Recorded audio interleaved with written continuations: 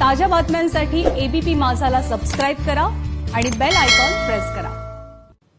सलग दुसऱ्या वर्षी औरंगाबादचं जायकवाडी धरण भरलंय। धरणाचे 2 दरवाजे उघडण्यात आले आहेत। सध्या 1000 क्युसेकनं गोदावरी नदीत पाण्याचा विसर्ग सुरू आहे। जायकवाडी धरण भरल्यानं मराठवाड्यातील शेतकऱ्यांच्या आणि उद्योगधंद्यांच्या पाण्याचा प्रश्न यंदा पुन्हा एकदा मिटलाय।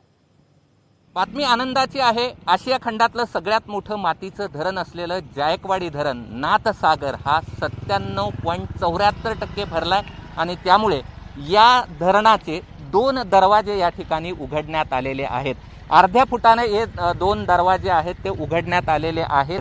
अजस्र धरण आहे, कारण की 102 टीएमसी एवढा जलसाठा या धरणामध्ये मावतो। यापूर्वी उजव्या आणि डाव्या कालव्यातून सुद्धा पाण्याचा विसर्ग करण्यात आलेला होता। जलविद्युत प्रकल्प आहे इथे, त्यातून देखील पाण्याचा विसर्ग करण्यात आलेला होता। मात्र आता आपण पाहतोय की मुख्य 2 दरवाजे हे अर्ध्या फुटाने उघडून 1024 क्युसेक एवढा पाण्याचा विसर्ग करण्यात आलेला आहे।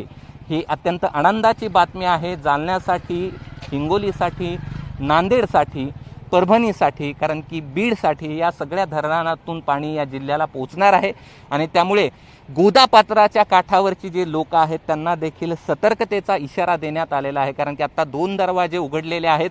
वरच्या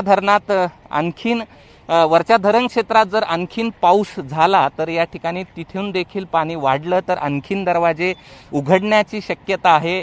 कॅमेरामन धनंजय दारुंटेसह मी कृष्णा केंडे, एबीपी माझा, पैठण, औरंगाबाद।